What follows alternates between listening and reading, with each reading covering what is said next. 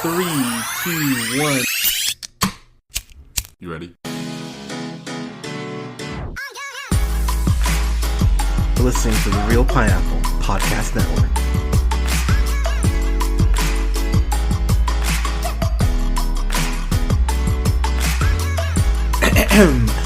Good evening, everybody. Thank you so much for listening. This is the Real Pineapple. This is your humble host, Hunter, here.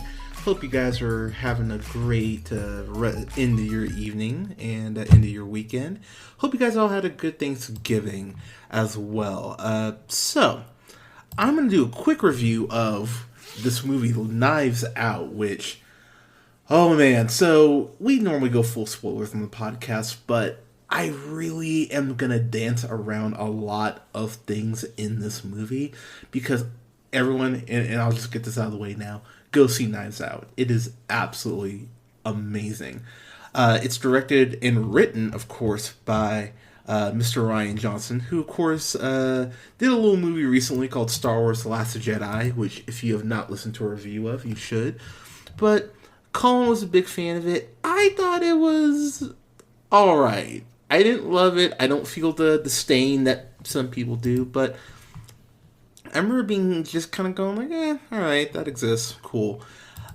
But, and I think, if anything, what The Last Jedi taught us is that, and I would kind of think about someone like Gavin Hood in the sense, where Gavin Hood, of course, did X-Men Origins Wolverine, and then ended up doing Ender's Game, which was a far superior film.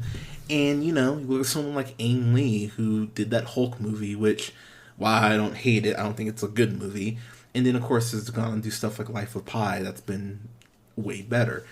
Rian Johnson just may not be a blockbuster sort of guy. And there's nothing wrong with that. He might just be a more indie film style kind of filmmaker. And this feels very much in his wheelhouse.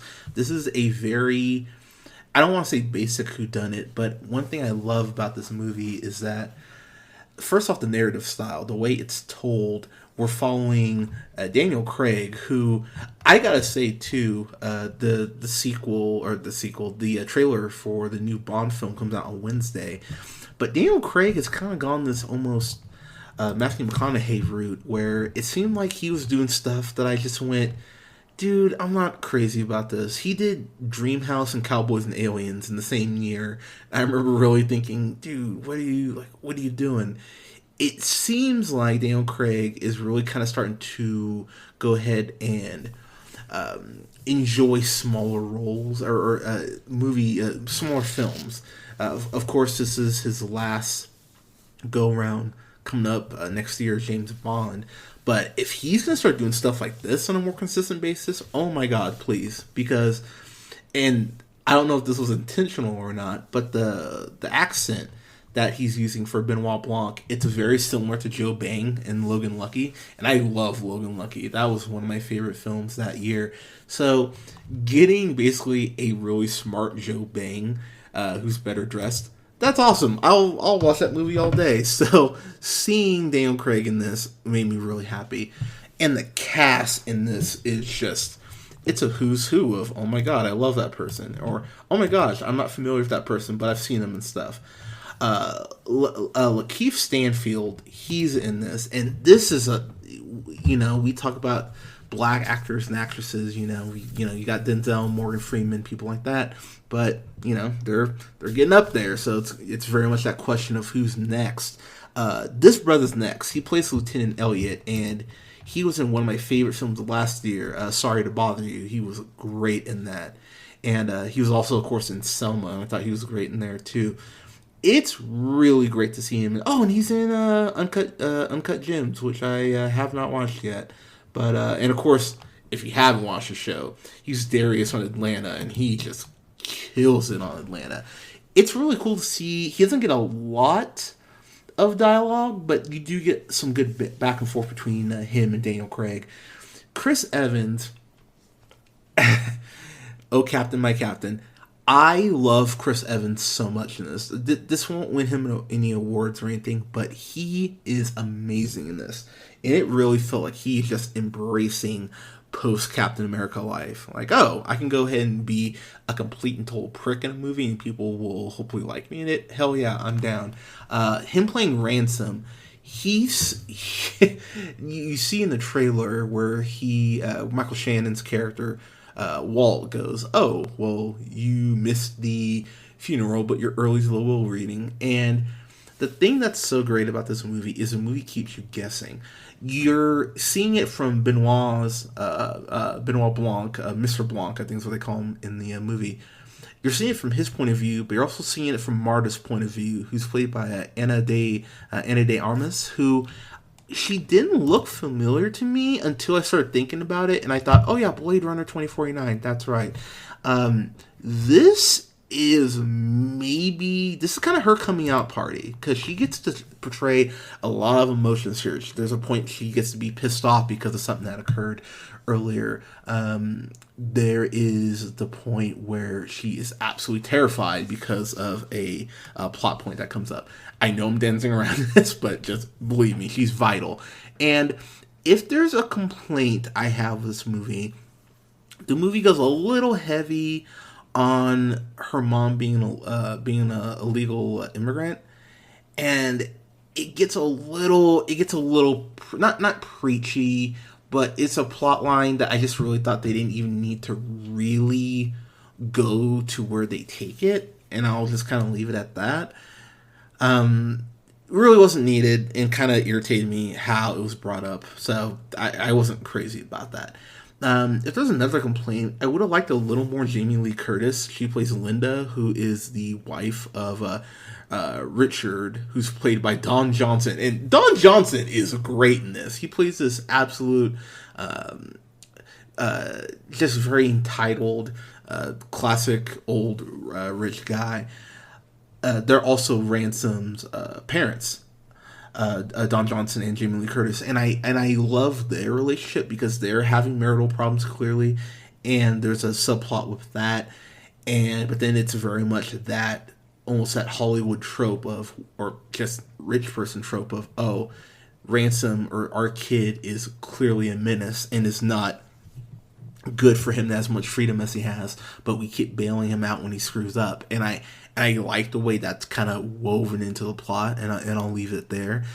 Toni Collette, I love Toni Collette. She was in a movie reviewed last year, Hearts Beat Loud, and I just thought she was awesome in it.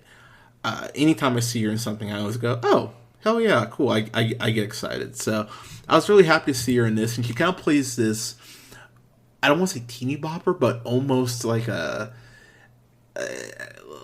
real housewife is the best way I'd kind of put it. And she's hilarious in there because she talks like very much like a Valley girl, and it's very entertaining, and also makes me miss California a little bit. Christopher Plummer is 89. I had no idea he was 89. First off, he looks great, so props to him. Secondly, he was in all the Money in the World, and I thought he was absolutely awesome in that. And of course, he was in Beautiful Mind, and I love him in that. He of course gets killed, so you don't get a lot of screen time of him, but you do get to see a lot about him in flashbacks, and it's really interesting how this whole family and how they build up the hierarchy and explain that, you know, Walt runs the print side of things. This person in the family does this person does that. It's really interesting to watch, and it's interesting because with all these people, and this is just kind of a function of doing a whodunit. With all the people in here, there's you have this guy Jaden Martell, who plays Jacob Thornby. He's this really creepy kid who like is showing very not great statistics early on. It seems like he could end up being like a peeping Tom, like being a real creeper down the road. But you only get the fact that he's a creeper. He doesn't really have a lot of dialogue. And the same thing goes kind of for Catherine Langford, who I really do enjoy whenever I see her in something. She gets a little dialogue more as the plot ramps up, but I would have liked to see a little more from her. And it's cool seeing her off of something like Love, Simon and 13 Reasons Why. I'm really happy that she's starting to get she's getting a bigger platform through this movie. So, and I thought she was really good, and with where her character goes, you go, oh wow, okay. The movie really does keep you guessing, and I realize how much I'm just dancing around stuff in this review. I want to get into it with you guys, but honestly, this is one of those times where I go, no, I really want people to go in and see this and go just in cold. The trailers do a good job of really dancing around the plot itself, which made me really happy, because going into this, I really kind of was like, oh, I don't really know what's going to happen. If there, you'll figure out probably who the person is. The thing is, though, and this is one of those classic cases where it's really not about the destination, it's more about the journey itself. And the journey on this is just awesome. It is a amazing crowd pleaser. The dialogue is just snippy, it's just witty as hell. One of my favorite lines in this whole movie, or in this whole year, is in this movie where, and I'm paraphrasing the line, but Mr. Blanc says that a will reading is basically it's a community theater tax return live, and I thought that was one of the funniest things I've heard all year. That had me rolling. And Frank Oz is in this as the guy who goes ahead and reads the will once everyone's gathered. You do get those classic tropes of, we have to figure out who the bad guy is. Let's gather everyone in a room and single everyone out one by one. You get those tropes, but they do little tweaks on them to make you go, oh, okay. And I will tell you, I was in a packed house when I saw this, and everyone was like, what? When how everything happened was revealed. It's a very satisfying ending. I was amped leaving the theater, and if they wanted to do a sequel with Mr. Blanc, I would be all about it. This would be a character I would love Daniel Craig to go ahead and revisit. I thought he was just delightful in this, and not like arrogant Sherlock Holmes, but almost like he's like he's having fun figuring it out. Like it's fascinating. Like, not like he's happy that the guy died, but the way he's able to break things down and just articulate, but still be able to weave in and out through the family to get the answers. One other complaint I did think about, Marta has this thing about her, and I won't say what it is, but they kind of use it as a plot point, and it's just kind of a weird thing as far as her moral compass. It's just a little heavy-handed that I was kind of like, alright. I mean, none of these things were enough to make me go, oh, I hate this now, but it was definitely enough to make me go, alright, I'm not crazy about you making that decision. But Rian Johnson, though, I mean, I'm a huge fan of Looper, as I've talked about. I like a lot of his stuff, and this might be the best thing he's done, to be completely honest. I had so much fun with it. I will definitely buy this when it comes out on 4K. And even though you don't get as much time with each character as I personally would have liked, everyone here really did step up and bring it and really go, all right, let's, this is a great character showcase for some of the best actors we have in Hollywood right now. Michael Shannon is one of my favorite actors, and Jamie Lee Curtis, just back in Halloween last year, or a year prior, was amazing.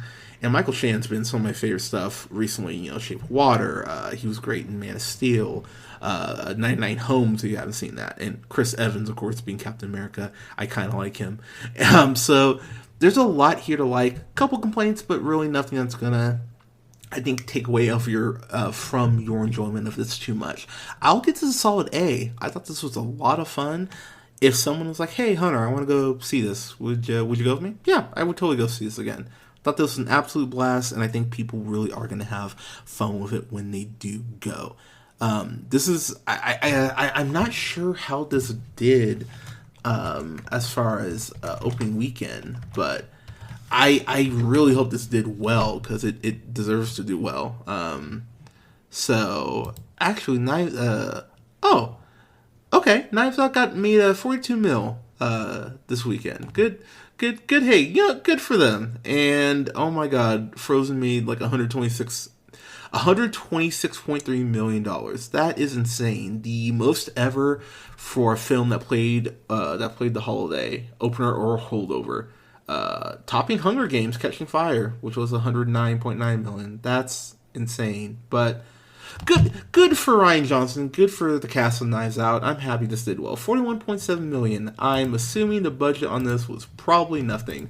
So hey, good for them. Happy for Rian Johnson. I'm just trying to look up the budget of this real quick. 40 mil. So it's already made its budget back. So good for them. Hopefully get more Mr. Blanc moving forward. But guys, Knives Out. What you think? Let me know what you thought in the comments below. You can go ahead and follow yours truly on the Twitter at JHunterRealPineapple. You can follow Scott on Twitter at Nearmanthefirst. You can follow Colin on Twitter at TheRealO'Neil. And you can go ahead and hit that like, share, and subscribe button. Go ahead and you can follow us on. Oh my gosh, I'm trying to go through all the things. You can follow us on SoundCloud, Apple Podcasts, Google Podcasts, Podbean, Stitcher Radio, and Spotify at The Real Pineapple. Go ahead and hit that like button or that follow button. Make sure you were first to know about our reviews as they come out.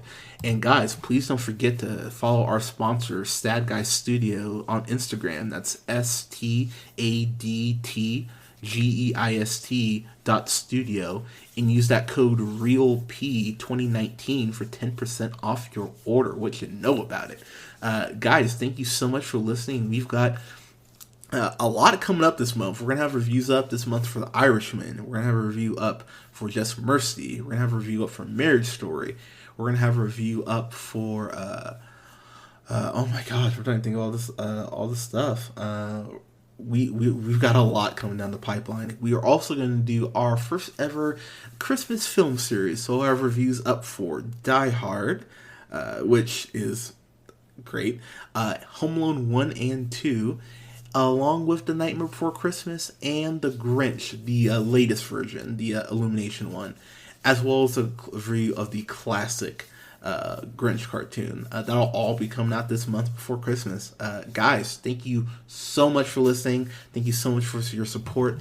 We do this for you guys. Go ahead and let us know if there's any Christmas stuff that I didn't just mention that you want to have us review.